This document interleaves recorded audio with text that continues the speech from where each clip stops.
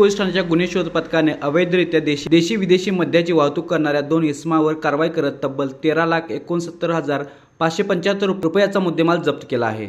यामध्ये 4,59,575 रुपयाची दारू तसेच 2 वाहने जप्त करण्यात आली आहेत। पोलीस अधीक्षक निलोत्पल यांच्या निर्देशानुसार जिल्ह्यातील अवैध व्यावसायिकांविरोधात सुरू असलेल्या मोहिमेअंतर्गत ही कारवाई करण्यात आली।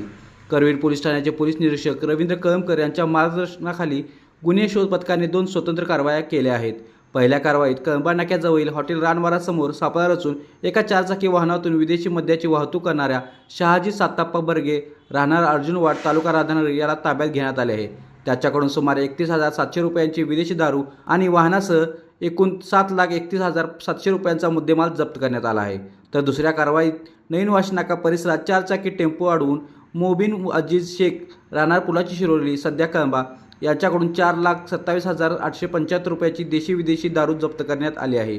वाहनासह या कारवाईत एकूण मुद्देमालाची किंमत 6,37,875 रुपये इतकी आहे। दोन्ही कारवायांमध्ये मिळून 4,59,575 रुपयांची दारू आणि 2 वाहनासह एकूण 13,69,575 रुपयाचा मुद्देमाल जप्त करण्यात आला आहे। या प्रकरणी संबंधित दोन्ही आरोपांविरोधात करवीर पोलीस ठाण्यात गुन्हे दाखल करण्यात आले आहेत।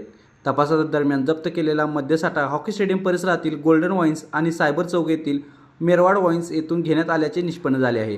त्यामुळे संबंधित वाईन शॉप चालकांनाही या गुन्ह्यात आरोपी करण्यात आले असून परवाने रद्द करण्याची प्रक्रिया सध्या सुरू आहे।